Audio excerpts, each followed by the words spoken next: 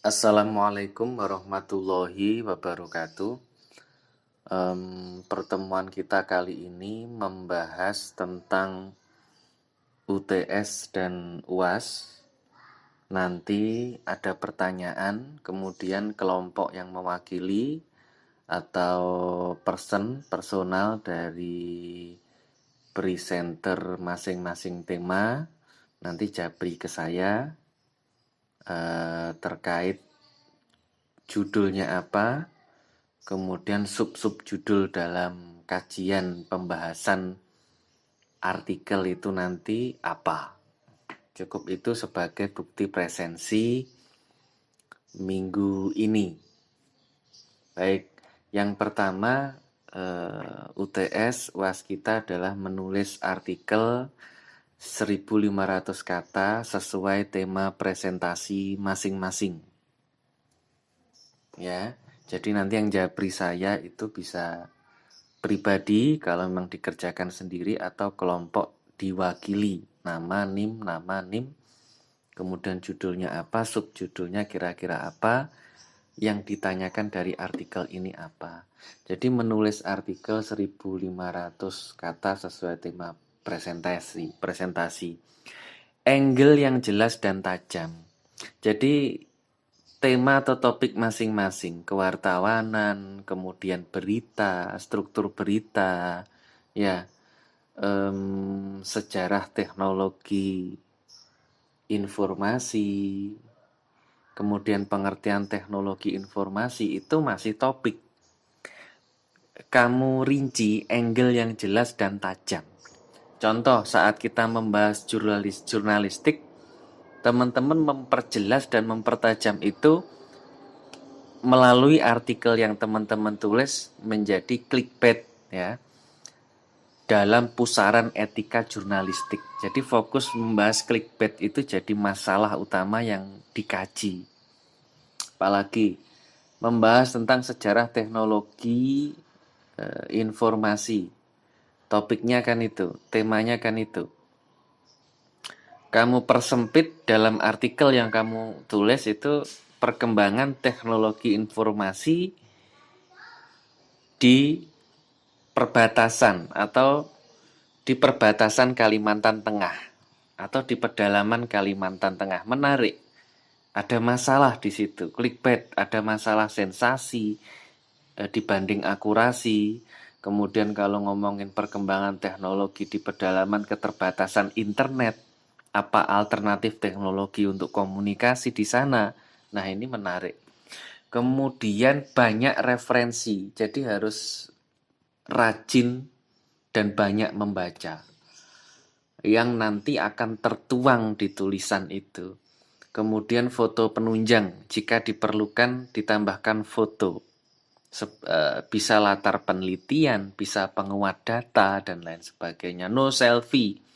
No selfie itu jika tulisan itu sudah jadi, jangan dibaca sendiri, tapi dibaca teman kita, dibaca orang lain, agar dikoreksi. Karena saat kita selfie di kaca itu kita merasa paling cantik. Saat kita nulis sendiri itu kita merasa sudah merasa paling bagus, sudah benar. Jadi kita butuh selfie berkaca ke orang lain, ya. Kita butuh berkaca ke orang lain untuk ngecek tulisan kita, no selfie, ya. Kemudian Turnitin di bawah 15%. Jadi nanti benar-benar tulisan sendiri, bukan copy paste, bisa diparafrase, data-data dibuat deskripsi, baik itu wawancara ataupun observasi jika diperlukan, atau studi literer melalui referensi-referensi. Itu nanti diturnitin. Nah, pengenalan kajian dan kesimpulan dalam satu pembahasan. Jadi cukup nama, ya kan? Cukup judul, kemudian nama, kemudian email, ya kan? Nama, email, kemudian langsung pembahasan. Langsung saja pembahasan. Pembahasan itu di dalamnya ada pengenalan.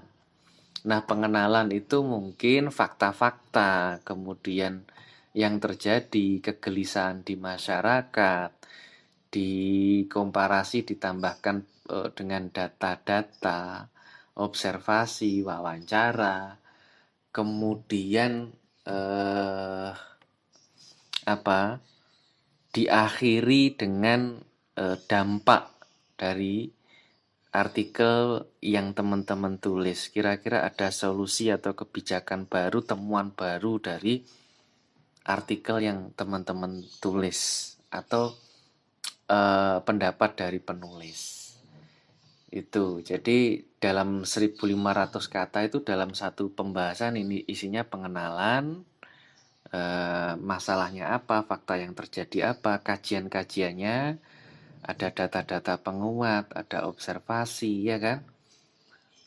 Kemudian ada pendapat para ahli, kemudian sampai pada kesimpulan. Jadi dianalisis, data-data itu dikumpulkan, dipilah mana yang dibutuhkan, dari situ kita menemukan kesimpulan, conclusion. Nah, daftar pustaka itu jurnal, penulisannya seperti ini, ya kan? Jadi berbeda dengan penulisan footnote. Biasanya footnote itu tahunnya di belakang. Kalau jurnal daftar pustaka ditulis seperti ini. Kemudian buku juga sama. Biasanya kalau buku itu halamannya, kalau buku tahunnya itu juga di belakang ada halamannya untuk footnote-nya. Kalau di daftar pustakanya kan sudah nggak ada halaman. Beda dengan jurnal. Kalau jurnal halamannya masih ada, tetap ditulis di daftar pustaka. Bedanya tahunnya diletakkan di depan. Kemudian rujukan internet ditulis judulnya, linknya, kapan diakses. Nah, itu. Nanti di grup-grup WA juga akan saya share artikel saya. Yang total itu juga belum benar, masih ada beberapa footnote yang salah. Masih ada beberapa daftar pustaka yang mungkin keliru, tapi teman-teman mempunyai referensi pertimbangan dari PPT yang saya share. Fokus ke PPT yang saya share, dan artikel hanya merupakan gambaran, oh footnote-nya kayak gini. Begitu. Yang harus tahunnya di belakang, ada halamannya, dan semacamnya. Kalau ada kesulitan nanti bisa ditanyakan. Oke, karena di artikel juga masih kurang sempurna saya lihat. Baik, untuk contoh judul pengembangan tema, tadi sudah saya katakan, kalau membahas jurnalistik, etika jurnalistik, judulnya bisa clickbait dalam pusaran etika jurnalistik. Kalau membahas sejarah teknologi sejarah teknologi informasi, judulnya bisa perkembangan teknologi informasi di perbatasan Kalimantan Utara. Ataupun dinamika produksi media cetak di Indonesia, ya kan? Dinamika produksi media cetak di Indonesia, mulai dari awal sampai akhir.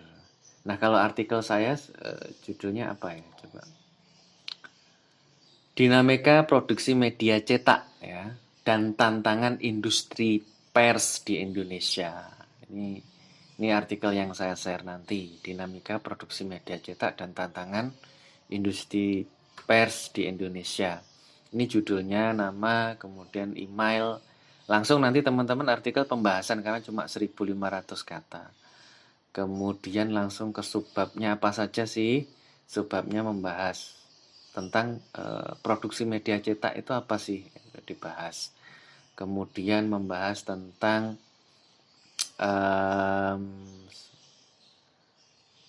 produksi berita media cetak itu apa sih. Jadi produksi media cetak itu yang gimana, ada majalah, tabloid, buletin, ya kan. Kalau produksi berita media cetak itu yang gimana, yang membedakan dengan infotainment, ya kan. Berita media cetak bukan hiburan media cetak. Kemudian bahasan yang ketiga, dinamikanya bagaimana bisnis media cetak itu. Kemudian yang terakhir, tantangan dan solusi industri pers di Indonesia. Nah, itu bagian dari kajiannya. Ya, dari judul dinamika produksi media cetak dan tantangan industri pers di Indonesia. Baik, untuk presensi minggu ini teman-teman dari materi yang sudah di-share, kemudian artikel, memahami sedikit artikel ini, lebih ke sisi template-nya saja, teknisnya saja, bukan isi, itu teman-teman nanti menentukan judul, subbab-subbab kajian apa, kemudian dijabri ke saya dan PC. Saya dan PC. Baik, itu sebagai bukti keaktifan dan juga presensi. Terima kasih untuk minggu ini kita variasi pembelajaran YouTube. Minggu depannya kita luring, insya Allah kita coba untuk luring 1-2 kali waktu untuk luring. Terima kasih. Assalamualaikum warahmatullahi wabarakatuh.